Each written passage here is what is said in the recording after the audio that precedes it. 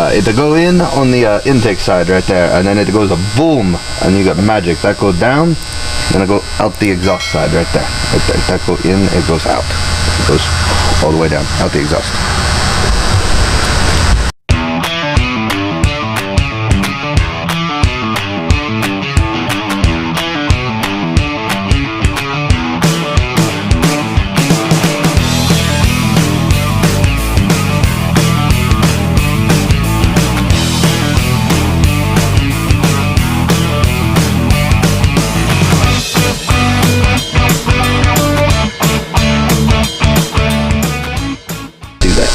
Yeah, we probably wouldn't be able to see what. Yeah.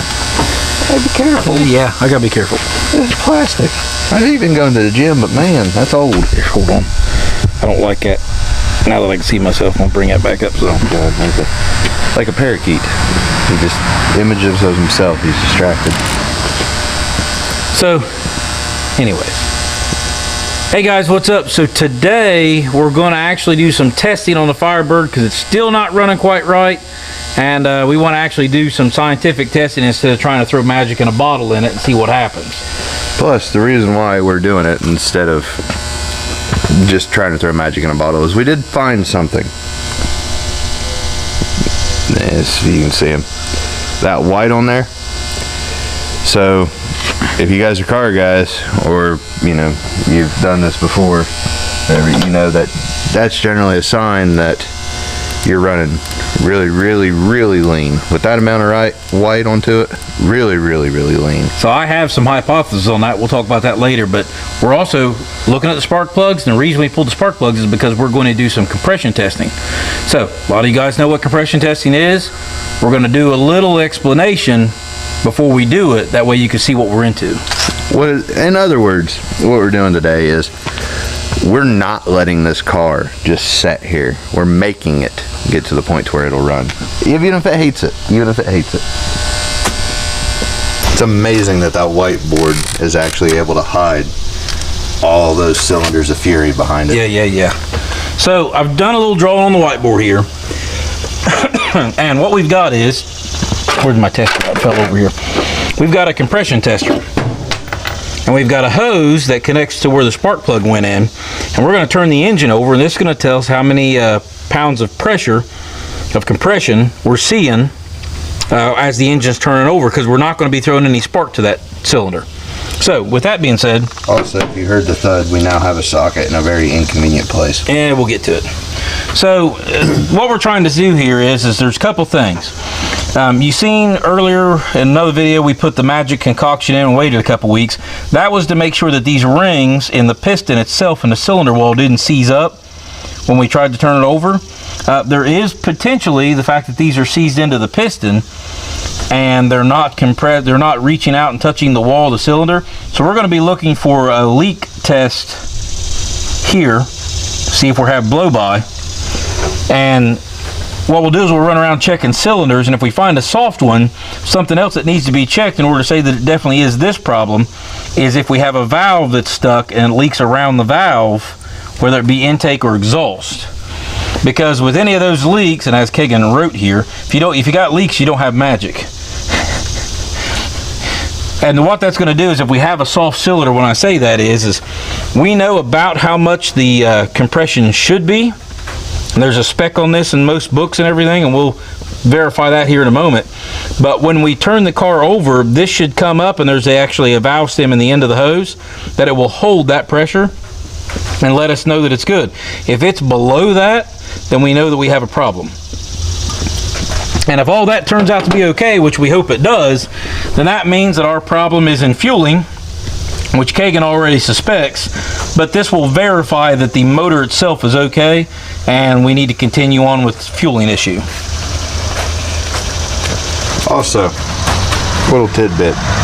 So besides the rings being seized from age setting there, if you guys don't know, or you know you're undergoing a project and you're watching us for advice, I'm sorry, but the lipping onto the valves, where there was a lot of rust in the fuel tank, and we did change the fuel filter and push it through, but in the upper fuel lines there would have been any debris, I mean pieces of rust, anything else that made it through the injectors and into the cylinder.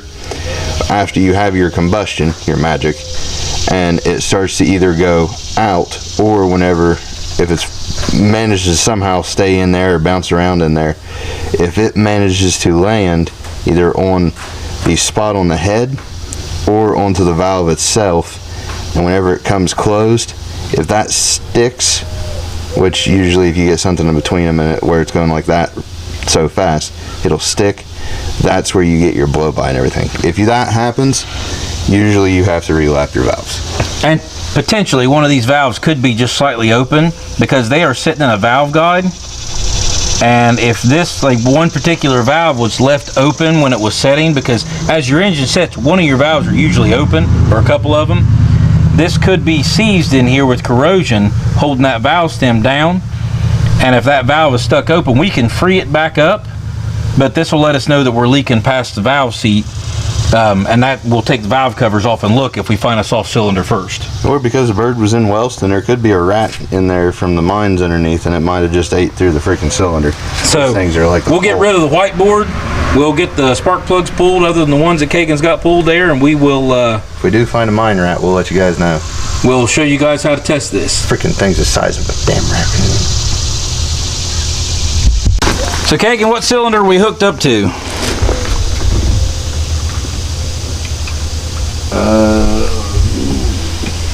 Front one on the driver's side. Two. Yeah. So I've got my compression gauge here. This is one I just got recently out of some used tools out of a garage. So we'll see if it's even any good. And we're looking for. We want at least 130, but I think we're looking for up and around the 160 range. So Kagan's going to turn it over and we'll see what happens. Hold on, I'm checking the size. Checking what? Yes, that's two. That's two. Hold on, let me turn this around here so we can. Yeah. So where my thumb is about where we want it at.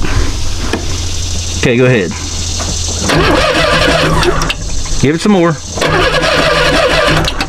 Go ahead. All right. About 150. So that's good. We're good with that. I don't see any big issues with that. And so I'll press this right here. Drop it out. So that one's 150.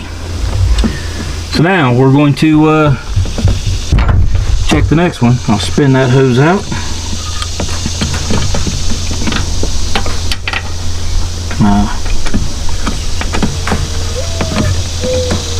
Spin into the next one there.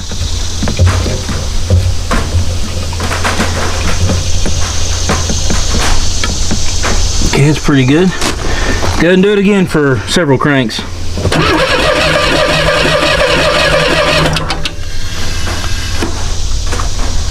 That one's about, we got there 130. So go ahead and give it a little bit more. I want to see if that one comes up it. Nope. Alright, so 130 on that one. Let me pull that out.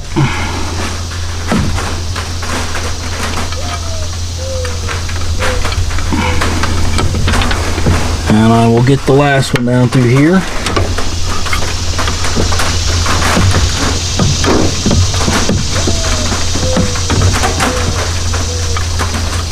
That hose comes off to make it easier to handle without having to have the gauge on it.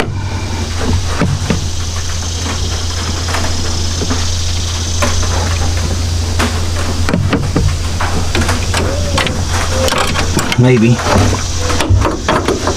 I want to make sure not to drop my gauge, but I gotta be able to see down in here, see what I'm doing.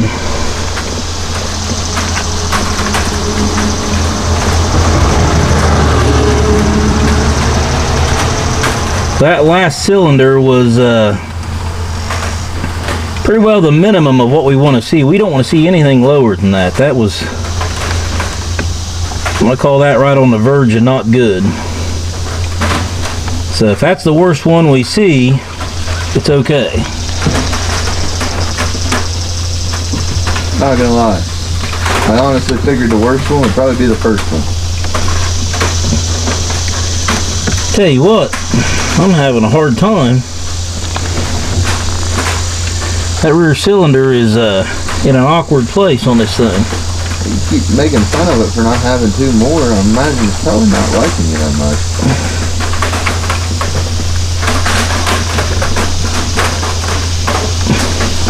There we go. I got it now. Okay.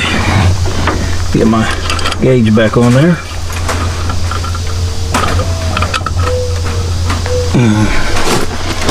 Okay, yep. Go ahead. Alright. Yep. We're good. What's it read? So it's about 140. Okay. So we're going to call this side good. Now what we'll do is we'll jump over and do the other side and see how it turns out. Alright, Kagan would like to talk about his plugs for a second. Alright guys, so I took the 3 out on this side and they're roughly about the same as that first cylinder.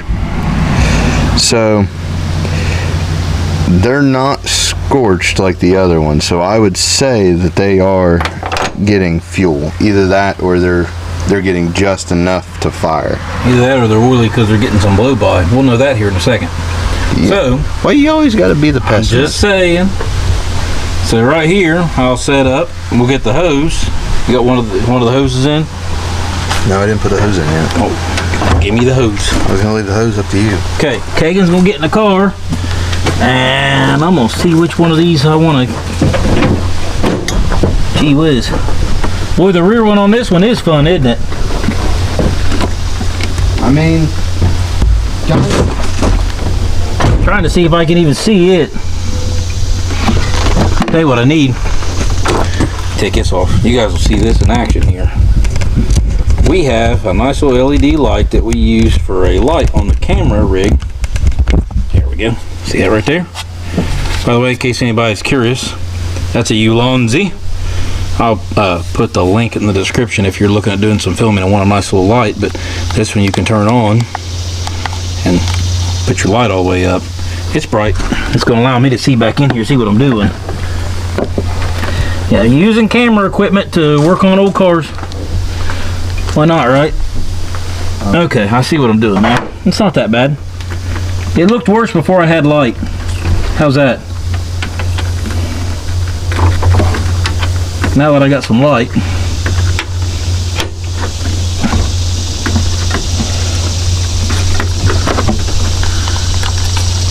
Put that on.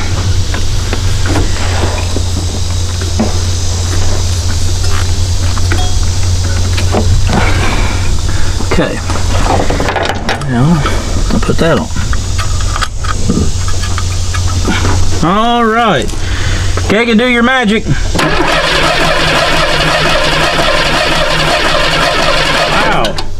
Wow. That one's in the 170 range. So now we'll do a talk wheel here before I switch cylinders.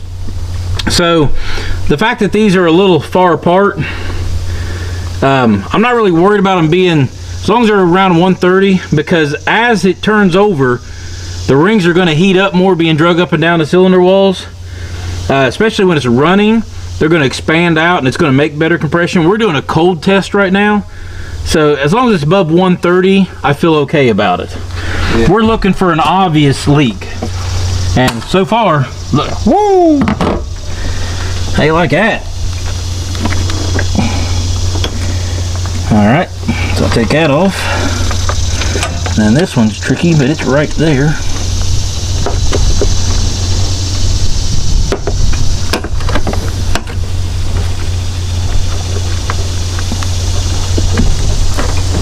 Okay, put that back on.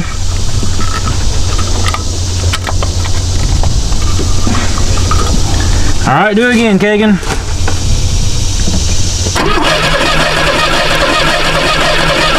All right, about 160.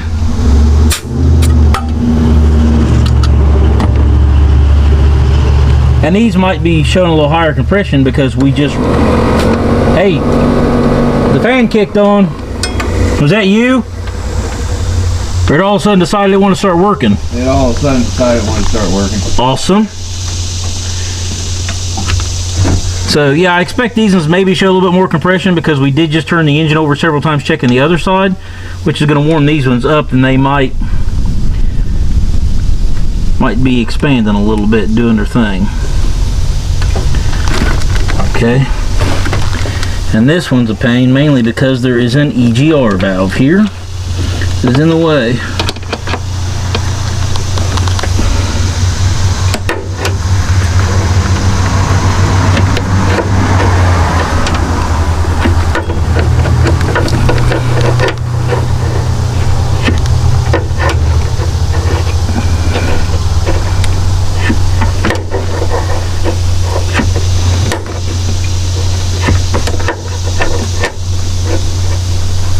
Okay.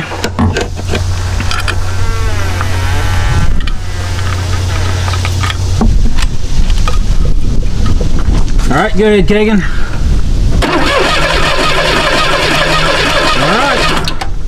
About 160, 175. So if any of the sides are soft, it's that side over there. And like I said, these are probably higher mainly because we've already been turning the motor over. So we will conclude here in a minute. So Kagan is standing out there in the hot sun. See the glare off the bald head? Yeah. And I don't want to stand out there. So we're going to close this one out over here in the shade. So, yeah. Truck. This one runs, Kagan. So, because my car has something this truck doesn't, pretty sure at this point with the compression test done that it's the injectors. Especially looking at the plugs. Especially looking at the plugs. Now, we suspected it where it had set, and there was debris in the fuel system. That's part of the reason why we tried to run some seafoam through the fuel and seafoam through the intake, and just trying to clean everything out. But compression testing is quick, simple, and easy, and it's a good way to just go ahead and make sure, instead of just assuming and tearing into it. I mean, so we know now that we don't have junk rings. We know now that we don't have a stuck valve. If it is, it's stuck shut. Which, I mean, that still could happen, I guess, but I'm doubting it right now. If it's stuck shut, you'd... Right, we would have either not expelled exhaust gases like we should have, so it wouldn't have bounced. So yeah, I think your valves are okay. Either that or we would have heard the top of the lifter in there bouncing around because it was broke. Right, so yeah, valves are good now. So rings are good, valves are good. I think Kagan's little 6-shooter, like that, it's better than... All right, we'll stick with it. We'll call it the 6-shooter. So the 6-shooter's okay. So now he's got to figure out whether it's a manifold apps, which... Well, actually, you don't have a manifold absolute pressure sensor, so mass airflow sensor, right? So you got to figure out if it's that or the injectors, and by the look of the couple plugs, it looks like injectors right now. So he's going to bust the manifold apart because they're underneath the manifold. Yeah, Yeah. So if you're ever working on one of these little multi-port 2.8s, and you're wondering where the heck everything is, literally underneath there's a little valley, and all the injectors ride in that little valley, and the fuel rail goes from the back. And the intake manifold on that's a 2-piece, so you can take the top half of it off, which is throttle body and everything. So he's got some fun to do there, and what we find in the injectors, we might shoot a partial video later or something. But if we go to clean the injectors, we'll go ahead. Or if we do an injector test. Yeah, we'll go ahead and we'll shoot a video onto it and explain to you guys how we do it and how the easiest way to do it. So for now, we'll let you guys go. Thanks for watching. Hit that subscribe button down there. Yeah, it's on that side. On that side. We're getting better at this. Sometimes. So, we'll see you guys later when something else gets in the garage. Remember, well, this one wasn't in the garage, but yeah, it wasn't in the garage. Outside. All right. Remember, words of advice. The bird is the word. See you guys later. See you guys.